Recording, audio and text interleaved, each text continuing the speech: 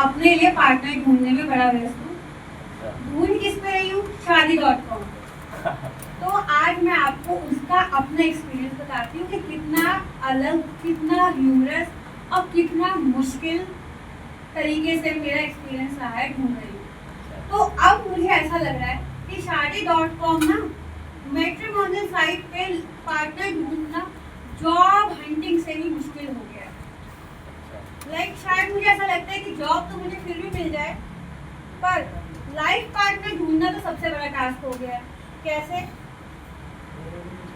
कि अगर मैं एचआर को लिंक्डइन पे सबको मेल करूँ तो शायद एचआर का तो मेल आ भी जाए दैट वी आर इंटरेस्टेड और नॉट इंटरेस्टेड, पर शादी.com पर लोग प्रोफाइल ढूंढ देखते हैं और फिर उसे ऐसे घोष करते हैं जैसे मैंने उनके पैसे खा लिए हो कि भाई ये पैसे नहीं देगी, इसको नहीं लाइक भेजना। फिर मार्केट में जो अच्छे लड़के थे, वो जो प्रीमियम स्टॉक था वो बुक हो चुका है गर्लफ्रेंड या बॉयफ्रेंड के रूप में। जो बचा कुचा है उनका इतना दिल टूट चुका है कि वो कमिटमेंट के लिए तैयार ही नहीं है। दे वांट कमिटमेंट, सारी शिप चाहिए, commit situationship, casualship, but not ready for the commitment और नॉट फॉर द रिलेशनशिप। और जो लोग थोड़े बचे जिनका दिल नहीं टूटा, उनको चाहिए कि उनको लाइफ में इतना एक्सपीरियंस हो चुका है कि वो लॉयल्टी का सब्सक्रिप्शन पैक ढूंढ रहे हैं। जैसे पार्टनर नहीं ढूंढ रहे, चैट जीपीटी का सब्सक्रिप्शन ढूंढ रहे हो कि सारी चीजें उनको उसमें मिल जाए। ऊपर से उसमें मेरे पापा, अब वो मेरे को एक दिन फोन करके कहते बेटा कोई ढूंढ लो। मैं ऐसे, पापा कोई लड़का पेड़ पे टंगा हुआ फल थोड़ी है कि आपने बोला और मैंने तोड़ के दे दिया। जब मेरे ढूंढने की उम्र थी, जब मैं लड़के पटा सकती थी, तब तो आपने बोला कि नहीं नहीं बेटा पढ़ाई करो, लड़कों में कुछ नहीं रखा, सब मोह माया है। और अब जब मैं आपके भरोसे बैठी थी कि जैसे आपने स्कूल में एडमिशन कराया, टॉयज दिलाए, कॉलेज में एडमिशन कराया, जॉब के लिए मोटिवेट करके मेरे को जॉब भी लगवा दी, अब आपने सिलेबस ही चेंज कर दिया कि बेटा अपने आप ढूंढो, एफर्ट करो, इनिशिएटिव लो। कैसे लूं? अब नहीं होता मुझसे। और उससे बड़ी मेरी फूटी किस्मत, जब मैं बच्ची थी तो बड़े लोग डेट कर रहे थे, अब जब मैं बड़ी हो गई तो बच्चे डेट कर रहे हैं। भाई मुझे रिलेशनशिप एडवाइस अपने कजन से लेनी पड़ रही है जिनके अभी तक दूध के दांत भी नहीं निकले। और मैं ऐसे भाई मुझे तो कुछ पता ही नहीं है। पहले मैं असाइनमेंट सबमिट करने में रह गई, अब असाइनमेंट लेने में रह गई। Being a profession I am a teacher, so मैं असाइनमेंट लेती रह जाती हूँ।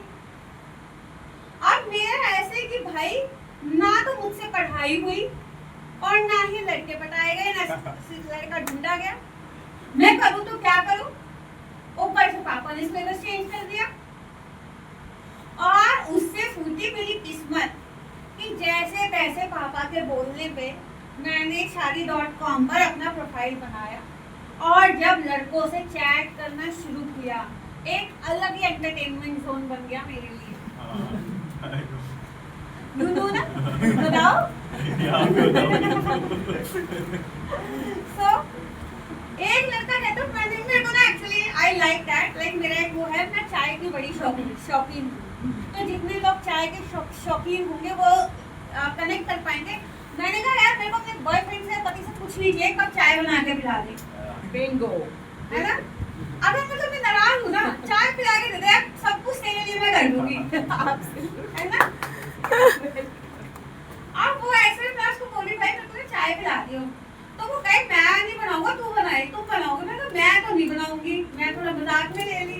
मैंने कहा अगर देखो मेरे दोस्त मुझे टीके बुलाते हैं तो मैं टीके पता दिखाऊंगी तो शायद अगर वो मेरे वर्स्ट पार्ट को एक्सेप्ट कर लेगा तो अच्छे वाला तो मैं हुई हूँ, ये तो उसके लिए प्रीमियम पैक हो जाएगा ना। तो मैंने तो कहा बेटा मैं बनवा लूंगा।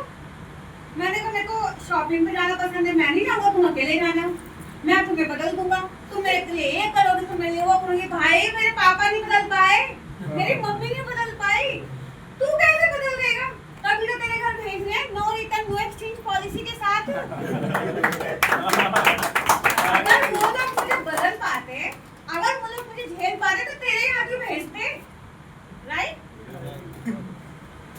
देखो 25 साल उन्होंने मुझे टॉर्चर कर लिया, झेल लिया, तो अब कैसे झेल लेंगे?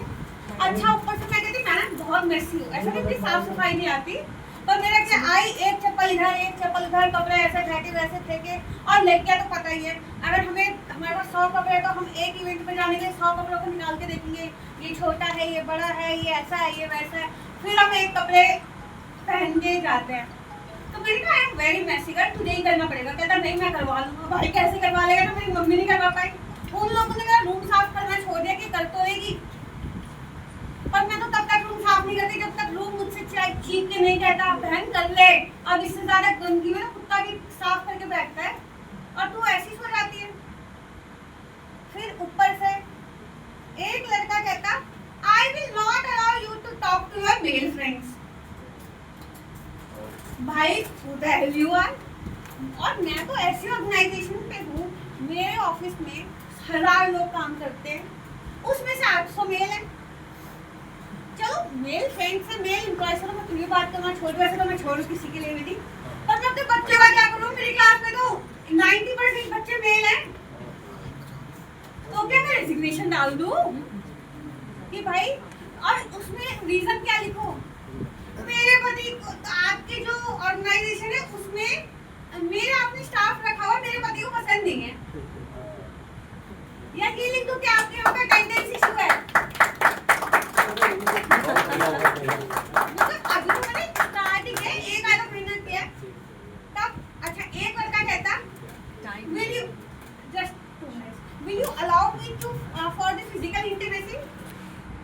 मैंने कहा शादी के बाद, तो मैंने कहा भाई ये कौन सी बात है? कोई थोड़ी ना नेटफ्लिक्स की तरह फैमिली सब्सक्रिप्शन ले रहे हैं, ये ना डिफॉल्ट पैकेज है, डिफॉल्ट ये होगा ही होएगा। अब मैं कैसे बोल दूं कि नहीं है? और फिर उस पर deep conversation at the end एक लड़का कहता टेस्ट ड्राइव लेके देख ले क्या?